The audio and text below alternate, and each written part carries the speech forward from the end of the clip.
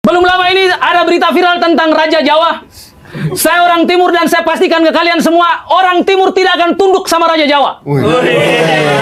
Tidak akan tunduk sama Raja Jawa, karena kami punya raja sendiri di sana. Namanya Raja Ampat.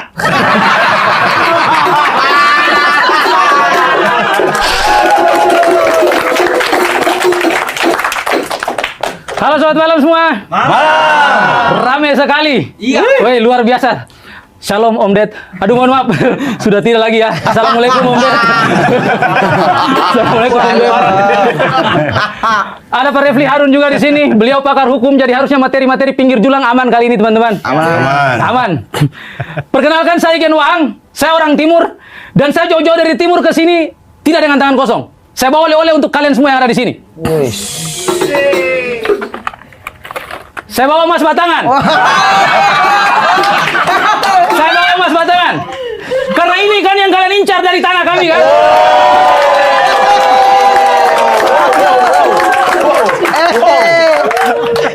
Tapi teman-teman, ini emas bohong-bohongan ya teman-teman. Karena emas yang asli sudah dikuasai sama ormas.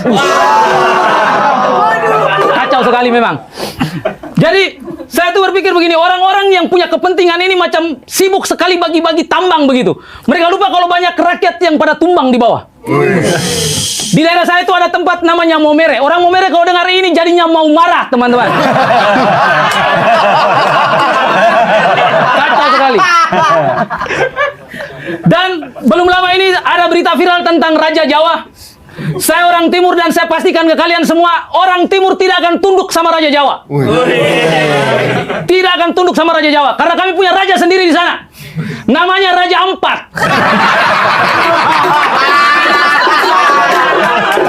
Namanya Raja Ampat. Dan Raja Ampat ini memang terbuka untuk semua kalangan, tidak dikhususkan untuk satu keluarga saja teman-teman. Dan konon katanya Raja Jawa ini terlahir dengan nama Mulyono. Tapi karena sakit-sakitan makanya dia ganti nama. Lalu kemudian beliau sehat tapi kelakuannya bikin rakyat sakit-sakitan. Kacau. Dan menurut data yang saya baca, si Raja Jawa ini juga tadinya tukang kayu teman-teman. Saya paham tukang kayu itu bisa bikinin kursi, tapi bukan berarti semua keluarganya dibuatin kursi jabatan. Kan bisa saja kursi Olimpik kan.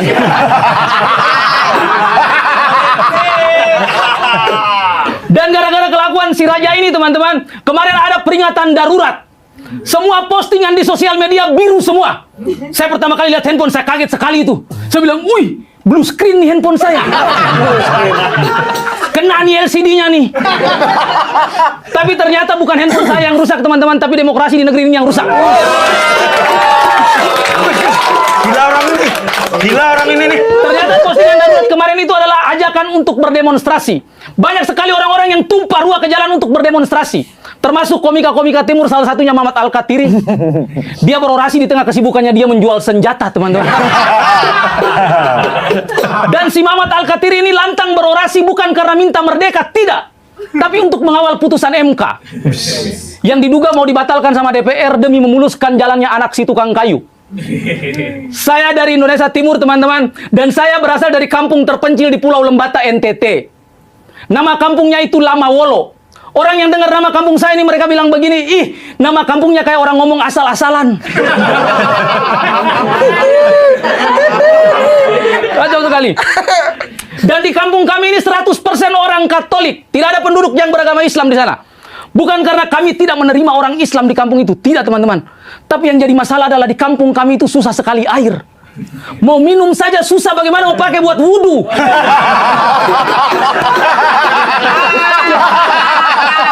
Mana 5 kali sehari kan? Itu kalau ada 5 orang saja yang Islam di sana teman-teman, mereka wudhu setiap hari 5 kali. Wih, kami mati kehausan itu.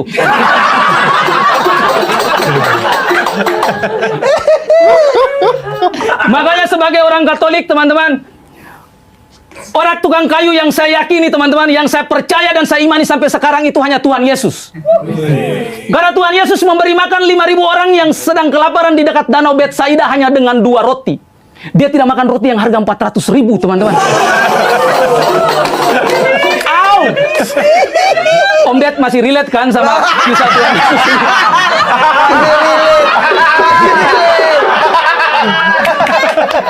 Kalau sudah tidak relate, sering-seringlah Om main-main ke gereja Om. Nostalgia saja tidak apa-apa Om. Karena Tuhan Yesus memang rindu sekali dengan dombanya yang hilang. Dan gereja saya itu di Cijantung Om. Gereja saya di Cijantung, dan di sana itu kami punya paduan suara yang keren sekali, namanya suara Java. Merdu sekali kalau mereka nyanyi di setiap misa atau ibadah.